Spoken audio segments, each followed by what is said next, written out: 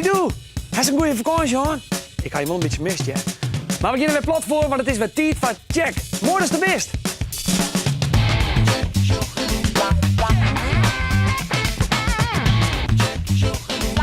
Check, shock en ontdek.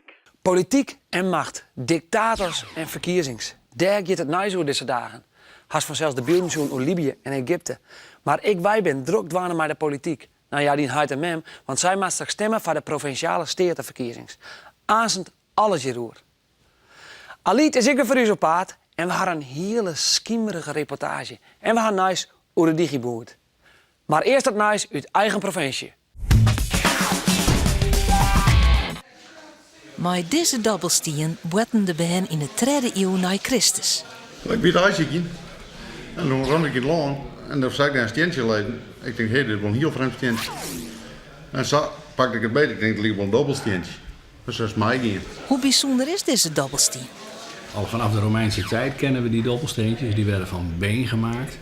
En dit is een heel bijzonder, omdat deze in klei gebakken is. Maar je praat dan toch wel over een aantal 100 euro's. Zeker wel. In de zeehondencrash in Pieterburen had het smoordrok met het verzwargen van zieke zeehondjes. Er binnen al zo'n 200 binnenbracht. Dat is liekevolle als in heel 2009. De zeehondjes hadden door de versmarging van de Waardzee hield dit minder weerstaan en werden gauw ziek. Deze zeehondjes binnen ziek geworden doordat ze besmet binnen met een longworm. Na 3 maanden binnen ze opknapt en kennen ze weer waarom in de Waardzee. Wat moeten al die mensen hier dan? Even vragen stellen dan. Zingen voor je. Kom maar zingen. Nou, al die mensen binnen daar omdat vrouw Draaisma 109 jaar geworden is. Ze is de oudste vrouw van Nederland en woont in verzorgingstehuis De Hofwijk in Ljouwert. Vrouw Draaisma is nog redelijk zoen, maar ze jet en ze sjocht min. Deelnemers klaar? Bij Benneborgerij de Naturij in Drachten kon Ben vorige week een meidwaan aan een trapautorace. In 2 categorieën waardrieden. Ben van 4 onder mijn zoon hier en Ben van 8 onder mijn 12 hier. Deelnemers klaar? Start!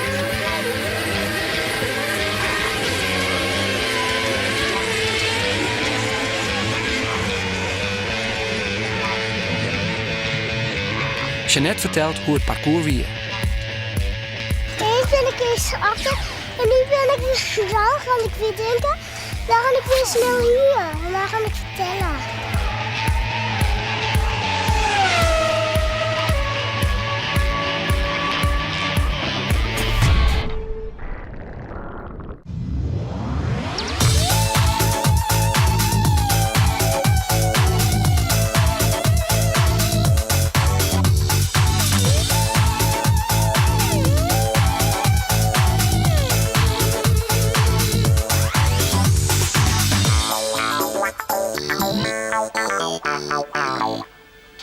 Digitale squalboeren.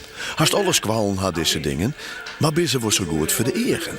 Verknoeist in eren dan net maar. Ja, want het schijnt te licht op het bord en dat is heel irritant dan. Ik zie de letters wel, maar dan niet goed. Als we dan tv aan het kijken zijn, dan kan ik het niet goed zien. Dan gaan mijn ogen heel pijn doen. Als je gaat schrijven en je staat er heel dichtbij, dan zie ik het wel een beetje verkleuren. Maar het is wel handig om filmpjes van YouTube te laten zien. Als ik hier 's ochtends in de klas kom en dan kijk je net naar het digibord, dan heb ik er wel eens last van. Dat het prikkelt, maar heb ik daar ook geen last meer van als je nou weer begint of na de pauze. Ja, het is wel heel erg handig, maar ja, soms doe je ogen er wel best pijn van. Op zich zie ik het wel gewoon goed. Ik zie de letters wel goed. Alleen met filmpjes zie ik het wel een beetje wazig. Maaike Kuipers uit groep 8 van basisschool tussen de Singel uit Oosterwolde het een afspraak maken met een orthoptist. Wist u wat een orthoptist is? Nee, ik wist het ik net. Maar een orthoptist is iemand die werkt in het ziekenhuis, een vrouw of een man die het in eigen checken kan om te zien of ze het nog wel goed doen. Dit is een bal met een hapje eruit. Kun je hier ook zien waar de hapjes missen. Maar een 3D-bril kan Maaike cirkels zien dat een hap uit is. Wij kunnen ze zo zonder die bril net zien zelfs. En probeer om je hoofd stil te houden. Een orentest is om het lampje te volgen dat de orthoptist in de hoorn had. Komt hij naar je toe? Blijf maar kijken. Prima. De bovenste rij. Wat staat daar? En dan het lezen van een soort letters. En weer had Maaike een bril op. Maar door deze bril kiest maar mooi één eeg zien. Heel tijd worden de tekens lietser en Maaike moet haar behoorlijk inspannen om dit te zien. En de laatste.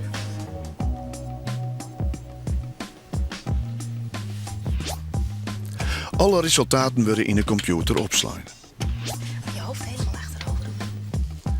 Voor de laatste proef krijgt Maaike wat verdavingsdruppels in het eeg. Nu moet ze eerst 20 minuten wachten en dan komt de laatste meting van haar egen. Maar die digitale squalboeren, wat vindt de orthoptist ervan? Nou ja, ik denk wel dat het soms moeilijk is om het echt, om de lietse lettertjes goed te zien, inderdaad. Ja, maar het is net zo dat je van digibot nog slechte eigen krijgt of jij er een bril matten of daar toch een bril matten, dat is net zo. Wat ik ervan weet is dat alles kun je erop zetten, hè? Al je soorten plaatsjes, websites en ja, misschien toch ook wel dingen die je, maar je krijgt wat minder handige kleuren, maar je krijgt wat minder contrast. Dirkje Elzinga liet zien wat het verschil is als kleuren op het digiboerd sjost die het veel binnen en te min verschil ha, te min contrast. Dan kun je wel heel duidelijk zien dat het op die met lege contrast sneller de lietse lettertjes minder duidelijk binnen. Maar als je iets nou in de klas niet goed zien kennen, en dat is van nou klas 1, van groep 1, tot groep 8 is dat al aan de hand. En je zit er heel te met te kniepen en te dwan. Ja. Knoei je dan je eigen, niet? Ja, ik zou net weten hoe. Ja, want een eeg kan op zich net echt daar slecht van worden. Je kan er dus soorten klachten van krijgen, bijvoorbeeld branderigheid en de trin en de pinehollen. Maar het eeg zelf, ik kan me net voorstellen hoe een eeg ja, echt kapot van zou gaan. Of, dat leeuw ik net. Kijk maar recht naar voren. Na je druppeling van de egen van Maaike binnen de pupillen in haar egen heel grut worden. En nu kan de orthoptist precies meten hoe goed of hoe min haar egen binnen. En daarna komt de uitslag van Maaike. Moet ze straks een bril hebben om naar je digiboer te zien? Het apparaat meet +1. Dus dat betekent eigenlijk dat je ogen helemaal goed zijn. Dus je hebt geen bril nodig. Dus ik denk ja, dat je soms niet goed kunt zien op het digibord. Ja, dat toch te maken heeft met, ja, eerder toch met het digibord en met jouw ogen. Oké, Maaike, dat is tenminste duidelijk. Op onze huispagina kun je reageren op de vraag: wat vies je van het digiboerd? Ongeveer 2 treden wie positief, maar 1 treden had het wel eens lastig met het digiboerd, omdat ze net alles goed zien kennen. Nou ja, misschien moet ze wat helderder of moet er wat meer kleur in het scherm. Of moet gewoon de gordijnen dicht, als de zinnenbord skient.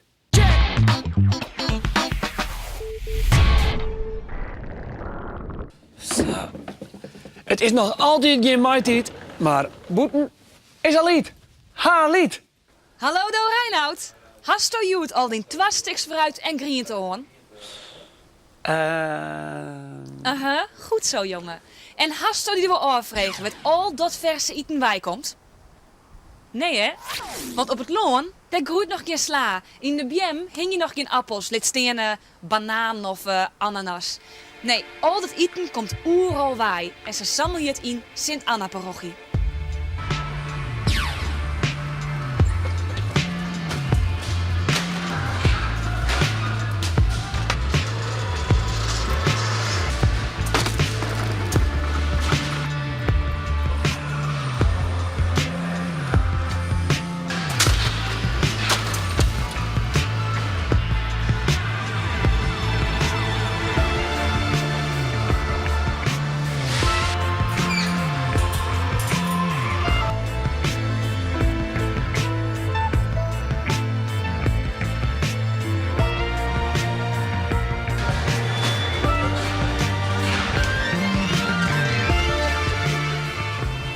Waarom is het nou belangrijk dat we het hele hier toch, nou ja, van sinaasappels tot appels tot een ananas, dat we dat hele hier toch keerpje kennen? Waarom wachten we dit gewoon tot het meitijd wordt en het boeten, dat we het kunnen plukken? Ja, mensen hebben er trek in en ook in de winter. Ja. En als wij zeggen nee, je mag het niet, dan zeggen ze nee, dan zoek ik wel iemand die het wel kan verkopen aan me in de winter. Dus de meesten thuis die willen dat zo graag dat je hem er wel onvoldwang mat eigenlijk als leverancier. Ja. Maar is dat niet hartstikke duur? Want het komt overal waar je heen. Ja, Ja? Hoe kan dat dat uitkent?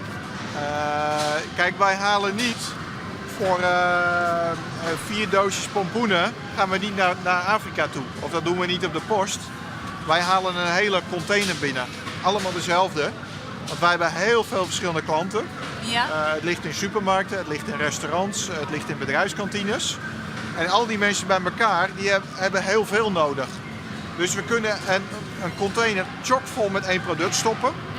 Of bijvoorbeeld een teler, of in een dorp zijn verschillende telers die bepaalde producten telen. Ja. Dat we dus complete containers vol hierheen halen. En dat wordt hier weer in deeltjes verkocht. Dat het toch allemaal heel vers bij mensen komt, omdat het allemaal heel snel gaat. Maar dat lijkt me een gigantische organisatie. Dat is een enorme organisatie, ja.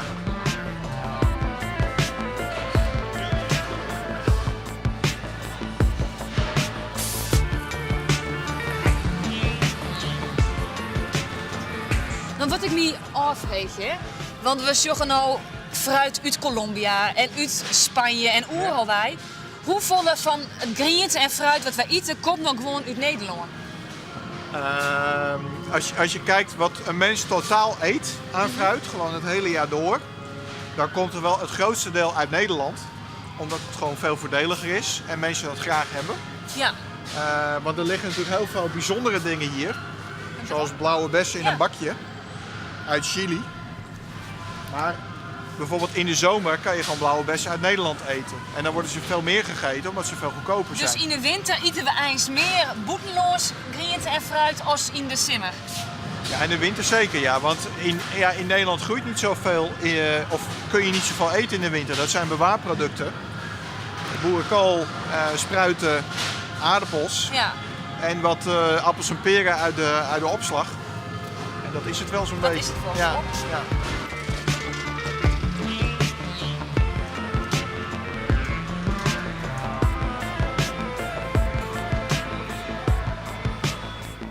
Dus, deze appel komt niet samen van die beer.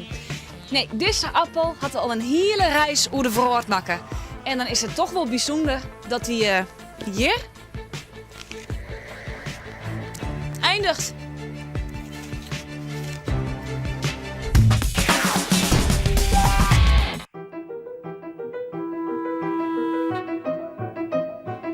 Nou, zit lekker die stoel. Maar hier in het Natuurmuseum is toch net een toskedokter? Nee, er is in het Natuurmuseum geen toskedokter. Maar we hebben hier een speciale unit, die gaat ook bitten van besten. En ik kan hem daar wat meer over vertellen. Ja, want zijn beste tosken en meeske tosken heel verschillend?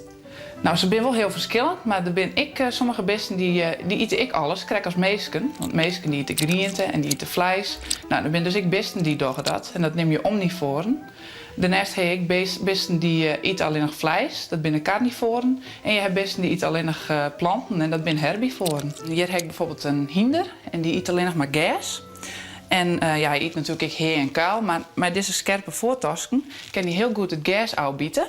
En als hij dat dan opeet, kan hij hierachter met deze plooikiezen kan hij dat gas heel goed vermalen. Dus zijn gebit past heel goed bij het voer dat hij eet. Nou, dan hebben we hiernaast een leeuw, dat is een vleesieter.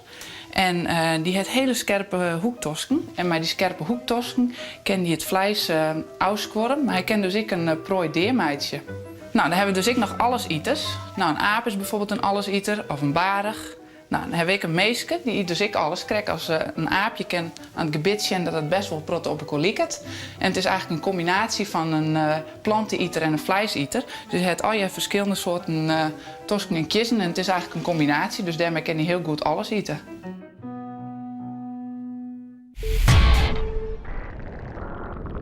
Nee, dat mag je net stemmen, want dat best nog geen 18. Maar de grote mensen hadden maar wat druk mee, want het is weer verkiezingstijd. Het is tijd van provinciale statenverkiezings. Hast u enig idee wat het inhoudt? Nederland moet bestuurd worden, anders wordt het een bende. En daarvoor hebben we de oerhiet, de overheid. De oerhiet is altijd aan het werk om te bedenken hoe het mat moet slaan. De veroordeelt is altijd van alles. Steden willen nieuwe huizen bouwen, dorpen willen een nieuw voetbalveld, bedrijven willen een nieuwe dik voor de vrachtauto's. En zo is er altijd wel wat toen nooit worden. Dat docht de oerhiet op 3 niveaus. In de gemeente, dat is vaak net groter als een handjevol dorpen en steden. De provincie, daar hebben we 12 van in Nederland. En in het land. Het bestuur van het land zit in Den Haag. In de Tweede Kamer. Vorige keer had Schenken hoe het land bestuurd wordt. Eén keer in de 4 jaar mogen alle Nederlanders boven de 18 jaar stemmen op een politieke partij. De politieke partijen leveren de meesten voor de Tweede Kamer. Hoe meer stemmen, hoe meer meesken zo'n politieke partij in de Tweede Kamer krijgt. In de Tweede Kamer worden een paar meesken uitzocht om met nieuwe plannen en wetten te komen om het land te besturen. Dit binnen de ministers. De ministers moeten haar wetten die ze bedenken bij voorlezen aan de Tweede Kamer. En die Tweede Kamer die besluit uiteindelijk als de wet ingevoerd wordt. In de provincie werkt het eens correct zo. Alleen nog de naam binnen wat oors. De Tweede Kamer, dat heet hier de provinciale steden. En de ministers, dat nemen wij hier deputeren. De meesten van de provinciale steden komen alle jaar uit een politieke partij. Deze weken stemmen wij dus de meesten uit die politieke partijen die naar de provinciale steden gaan om die plannen te maken voor Friesland. En dan gaat het correct dus in de Tweede Kamer. De provinciale steden stellen een paar deputeren op. Zij moeten maar voorstellen komen van Friesland. Provinciale steden besluiten dan als ze die voorstellen wel of net goed vinden. Maar omdat de meerderheid van de provinciale steden de deputeren steunt, slaagt dat meestal op. Ik ga nog even een bericht van je. Melvin, Paulette en 2 maten van hem hebben een actie begonnen voor het Wereld Natuurfonds en de dierenbescherming. Melvin zit in groep 8 van OBS het Partour in Burgum en met zijn vrienden had er de hele krokusvakantie druk geweest om flessen in te zamelen en om spullen te verkeerpen. Alle jaar voor het goede doel, de beesten. De actie rit nog even terug, dus als de Melvin helpen wordt, kan het nog altijd. Beesten zijn een soort in Aquazoo in Ljouwert. Dat is vers volgens West. En onder mij snij 6 maart ben ik een hele protte beesten te zien, maar ik alle jaar luchtjes. Dus dan neem de midwinter lichtjesroute. Wij hier op internet zien dat hier een soort lampion tocht weer, een rondleiding. Dus we ben hier even heen gegaan. En om alle dieren te bezien en alle lampjes te bezien. Hele volle beesten en alle mooie lampions. Pinguïns kunnen ook best wel vliegen, alleen niet in de lucht. Ze vliegen onder water. Dan gebruiken ze echt als vleugeltjes. Ik heb 3 slangen gezien, vleermuis. Ik heb rode panda's al zo gezien. Kangoeroes. Een tijger, kleine. Een walibi, dacht ik. Een hagedisse. En we hebben ook hele mooie lampions gezien. Ja. Draken, blommen, zwan. Er binnen een hele protte Aziatische lampionnen te zien langs de route van het park. Het waren op elk paadje wel een paar verschillende. Het waren niet allemaal dezelfde lampionnen. De blom ging van heel breed naar heel licht. En dan ging hij omhoog. Als je er langs loopt is het al heel gezellig. Qua verlichting en dan alle kleuren. Alle lichtjes en vooral de zwanen en de pauw. Want de kleuren vond ik heel mooi. En de zwanen die gaven heel erg mooi licht. Ze leken net echte zwanen en er zaten nog allemaal lichtjes in. Er kunnen bij mij rennen met de vergezen rondleiding Beesten in het donker. En daarom is het park rond de 6 maart extra lang iepen ontzagen de jongens. Het was een mevrouw die vertelde over alle dieren, wat ze aten en wanneer ze jonkies krijgen en zo. Als nachtdier of dagdier. Hoe beesten leven en wat ze eten en zagen. En hoeveel ze ervan hebben. En als er een vraag is, dan kun je de vraag stellen. Als je nooit vragen stellen willen, dan zou ik zeggen: net stinnen, erhinnen.